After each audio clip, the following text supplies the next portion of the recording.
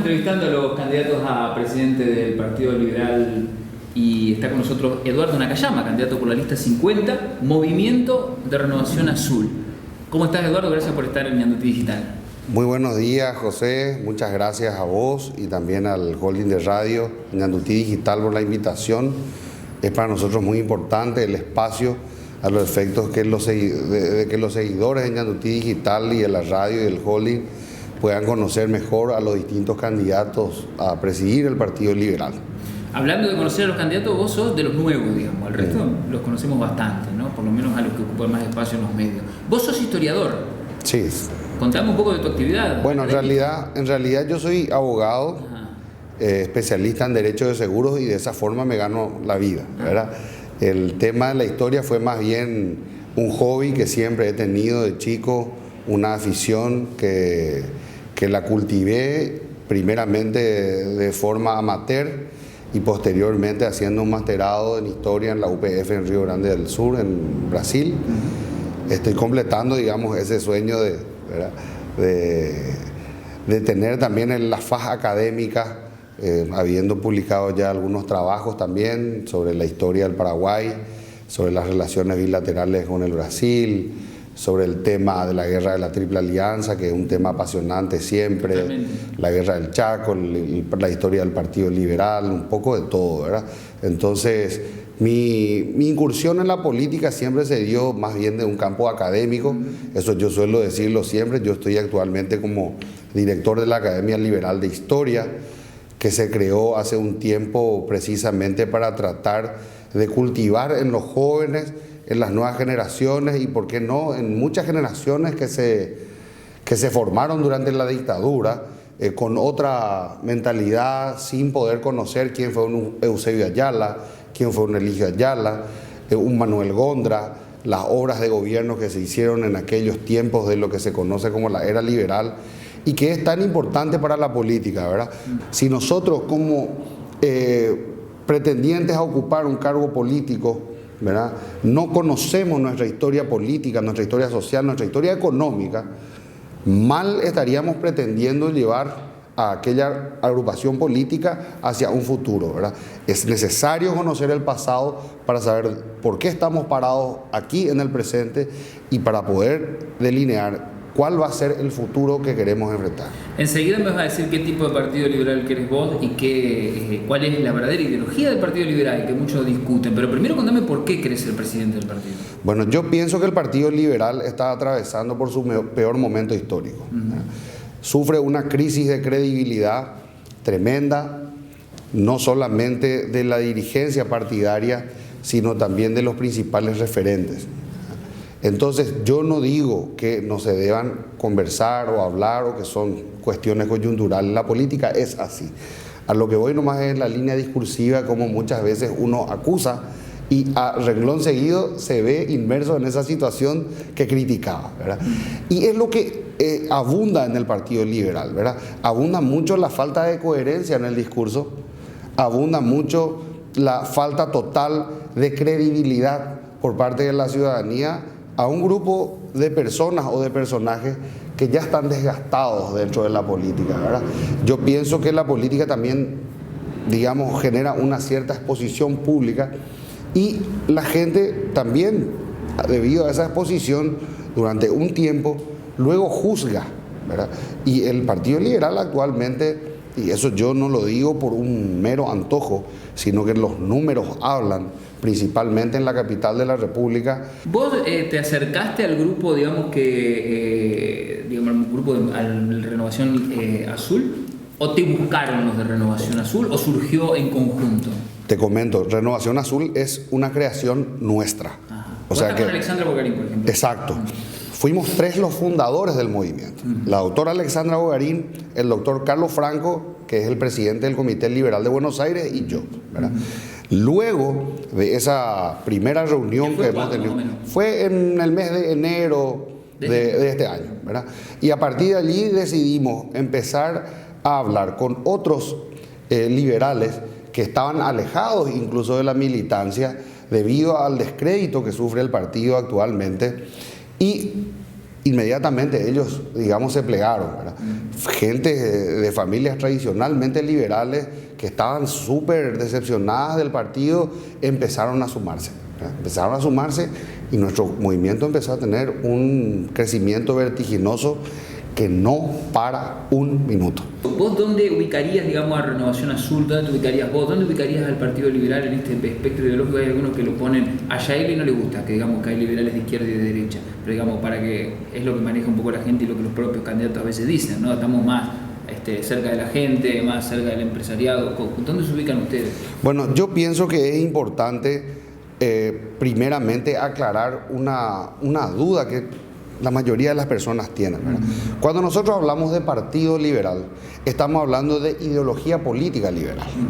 La ideología política liberal lo que hace es defender la libertad política, ¿ok? O sea que el partido liberal ideológicamente está abierto, ¿verdad? Recibe o puede contener dentro de sí personas que piensen distinto, ¿verdad? La pluralidad de ideas es algo que está consagrado no solamente en la Constitución, sino también en lo que es dentro del ideario partido y nuestro estatuto, ¿verdad? O sea que eso no hay problema. Históricamente también el Partido Liberal ha tenido su división entre los cívicos y los radicales, ¿verdad? Lo mismo que ocurre en la Argentina con la UCR, ¿verdad? Que es la Unión Cívica Radical. Los cívicos un poco más a la derecha, los radicales un poco más a la izquierda, ¿verdad? Ahora es, digamos, un conjunto de representantes y donde yo no critico, digamos, la existencia de esta pluralidad. Lo que sí me parece inadecuado es que cierto sector directamente se haya negociando más con sectores de afuera del partido que de adentro del partido, ¿verdad? Estaba hablando directamente de chavismo. No, al contrario. O sea, es otro sector de que a mí me parece que están muy a la izquierda, sí. ¿Ok? Y que manejan y que hablan directamente con Lugo, etcétera, etcétera, ¿verdad? No me parece ilegítimo, pero me parece que primero deberíamos de sentarnos los liberales a ver qué tipo de partido queremos, ¿verdad? ¿Sos más crítico entonces de ese sector que del otro que dice cuestionado? Mira, José, nosotros criticamos lógicamente todos los sectores. Si no hubiésemos tenido críticas tan fuertes hacia los principales sectores, nos hubiésemos alineado a uno de ellos, ¿verdad? Nosotros hemos creado un movimiento nuevo e independiente justamente porque no coincidimos ni con la línea del llanismo, ni con la línea del efrainismo, ni con la línea de salinismo y de Federico Franco, ¿verdad? No coincidimos, ¿verdad?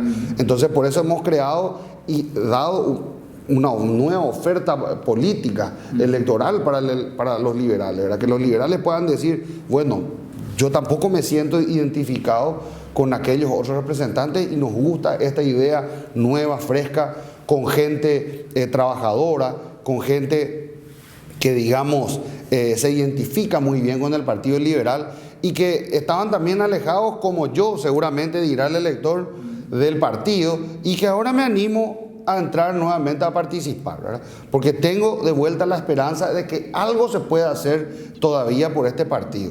Muchos me han dicho, Nakayama, vos querés revivir un muerto por el Partido Liberal, ¿verdad? Y es un desafío, ¿verdad? Porque el Partido Liberal no tiene la culpa de lo que pasa hoy.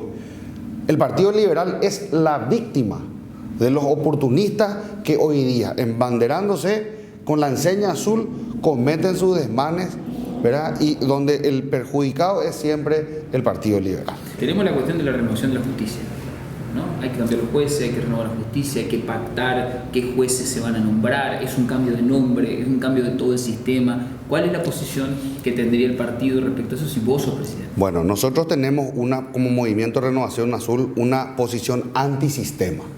Nosotros ya estamos batallando ahora contra el sistema electoralista, que es el primer escollo que tenemos que superar. ¿Por qué? Porque están las estructuras se fortalecen, etcétera, etcétera. Esa estructura y este sistema electoralista es parte de otro sistema mayor. Y ahí es donde viene el tema de la justicia, ¿verdad? Nosotros tenemos que apuntar a una reforma profunda del sistema, una reforma profunda del Estado, una reforma profunda de la Constitución Nacional vigente. ¿Por qué? La Constitución Nacional de 1992 respondió a un momento histórico determinado, que fue la caída de la dictadura de Alfredo Stroessner. Entonces, esa Constitución, cuando uno la lee, se da cuenta que está diseñado para responder a ese momento, no a la reelección, no al balotaje y una preeminencia del poder político por sobre los demás poderes que son el ejecutivo y el judicial. Entonces, se habló también, muchos analistas han hablado de una dictadura parlamentaria, que yo estoy de acuerdo, ¿verdad? En un momento ciertos sectores dijeron que la dictadura parlamentaria había sacado a Lugo, ¿verdad? Y en cierta medida es cierto, ¿verdad? Porque tienen superpoderes de hacer algunas cosas. Por otro lado, el más perjudicado, y yo pienso que eso afecta directamente al funcionamiento mismo de la República, que requiere un equilibrio entre los poderes. Ya Montesquieu hablaba de eso, del equilibrio de poderes, entre el judicial, ejecutivo y legislativo. Al haber este desequilibrio tan notable, lo que tenemos es una justicia sometida al poder político. Entonces, nosotros vamos a cambiar 1000 nombres de ministros de corte, de jueces, de fiscales, y el sistema va a seguir igual de podrido. Hay otra cuestión que siempre está en la agenda, que es la inequidad, ¿no es cierto? Muchos dicen, bueno, para terminar con la inequidad en el Paraguay hay que hacer una reforma tributaria. Los que tienen más tienen que pagar más. ¿Cuál es la posición tuya al respecto de tu grupo político? Bueno, yo pienso que aquí la evasión es tremenda. Tenemos una evasión de impuestos muy grande, alarmante. Yo pienso que nosotros tenemos que empezar primero a construir que nuestro sistema tributario vigente se cumpla. Nosotros no tenemos un sistema tributario hoy día que le brinde el mínimo de seguridad al resto de la sociedad de que los que tienen que pagar los impuestos estén pagando. No están pagando. Todos los días tenemos casos sonados en la prensa donde nos hablan de mega evasión, de mega esto, de mega aquello. ¿Y qué estamos haciendo de eso? ¿Qué estamos haciendo contra el contrabando? ¿Verdad? Entonces, tenemos que sentarnos a diseñar un sistema eficiente, ¿verdad? Porque nosotros tenemos que ver qué modelo de país queremos. Y eso es muy sensible para la economía, la carga tributaria. Si nosotros conseguimos mejorar, optimizar el sistema de recaudación, que yo pienso que puede recaudar por lo menos un tercio o la mitad más de lo que está recaudando, ¿verdad? Un cálculo optimista podría ser incluso el doble de lo que hoy día estamos recaudando. Yo pienso que vamos a poder hacer frente a muchos desafíos, ¿verdad? Sin desalentar la inversión extranjera, sin desalentar, porque el capital no se mueve por sentimiento, el capital se mueve por intereses. Entonces, por rentabilidad. Entonces, donde encuentra un espacio donde pueda crecer, donde le pueda ser rentable, allí irá, ¿verdad? Puede decir que, por ejemplo, el sector agroexportador no debería pagar más, sino que debería pagar. Yo pienso sobre el tema del sector agroexportador que debemos hacer un análisis más profundo, ¿eh? Sí. En ese caso me parece que deberíamos hacer, lógicamente sin perjudicar la competitividad. Porque nosotros tenemos que saber que nosotros somos un país mediterráneo, nosotros no tenemos puertos sobre el mar, sacar nuestros productos tiene otra logística o requiere otra logística, tiene otros costos. Deberíamos estudiar cómo hacer para gravar eso sin perjudicar la exportación, ¿verdad? ¿Cómo se soluciona el conflicto que hay en el norte? ¿Qué hay que hacer? Porque, digamos, se desplegaron las fuerzas militares y al parecer no hay muchos resultados. Se han potenciado los grupos irregulares. Aquí está justamente la importancia de conocer la historia. Si nosotros nos miramos hacia atrás a ver qué hicimos o qué no hicimos, difícilmente vamos a entender qué pasa en la zona norte del país o difícilmente vamos a saber qué pasa en la zona este. Acabamos de hablar del tema de la soja, por ejemplo, ¿verdad? En ambos casos, la respuesta es la ausencia del Estado. El Estado paraguayo, cuando emprendió su marcha al este, la famosa marcha al este, porque sabemos que ciudades como Ciudad del Este, Mallorquín, Oleari, J. Eulogio Estigarribia, son ciudades recientes, que no tienen entre 50 años de promedio, algunas 40, otras menos. esa marcha del Este no se hizo correctamente. ¿Por qué?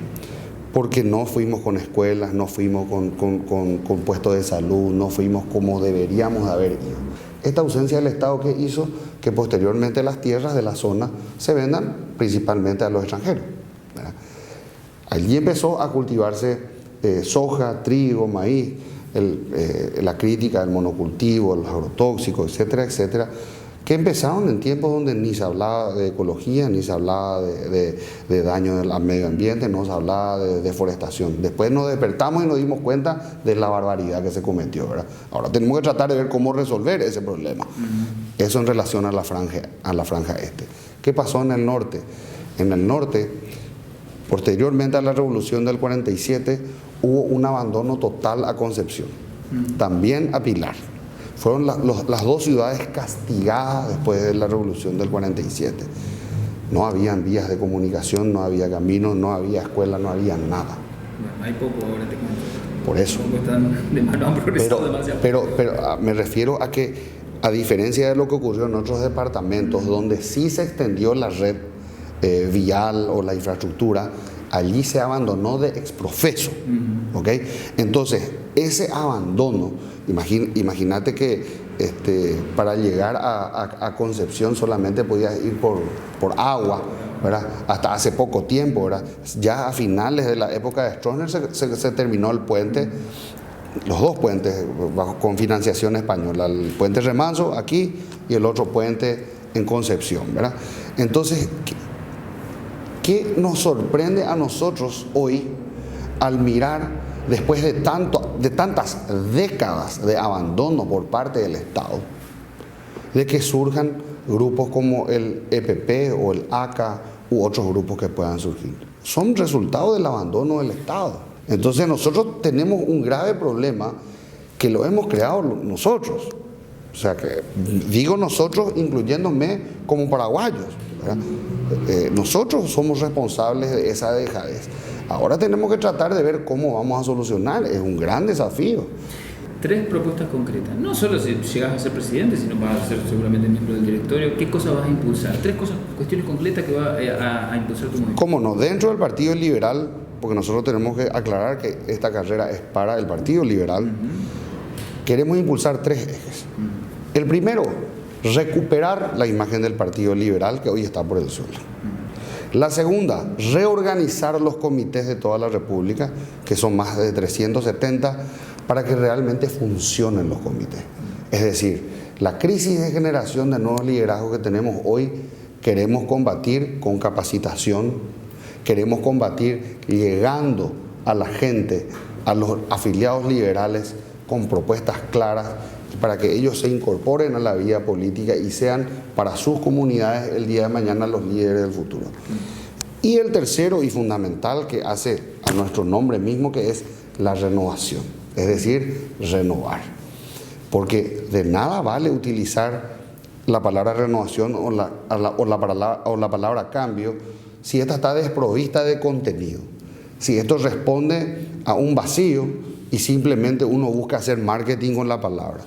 La renovación se debe reflejar en la lista de directorio que presentamos cada uno, debe reflejarse en las distintas listas de comités que proponemos, debe reflejarse en la lista de la juventud que proponemos, en la de convencionales y sobre todo debe reflejarse en las ideas que nosotros vamos a proponer para cambiar la realidad actual del partido. Si nosotros no empezamos por hacer una autocrítica fuerte de lo que estamos haciendo mal, y para proponer luego las soluciones, porque tampoco basta criticar solamente, para cambiar esa realidad vamos a quedar en lo mismo. Eduardo Nakayama estuvo en el Digital, candidato a presidente por la lista 50. Gracias, Eduardo. Muchas gracias, José.